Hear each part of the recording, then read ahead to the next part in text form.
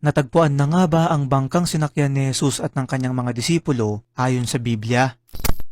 Mga kaibigan, nito lamang August 22 ay naglabas ng panayam sa Daily Mail ang biblical archaeology expert na si Danny Herman patungkol sa isang discovery na pinaniniwalaang siyang sinakyang bangka ni Jesus kasama ng kanyang mga disipulo nung baybayin nila ang dagat ng Galilea 2,000 taon na ang nakakaraan. Isa ito sa pinakasikat na kwento sa Biblia kung saan pinahinto ni Jesus ang napakalakas na bagyo ng mga oras na yun at siya ay naglakad sa tubig na nagpatibay lalo sa pananampalataya sa kanya nung kanyang mga disipulo.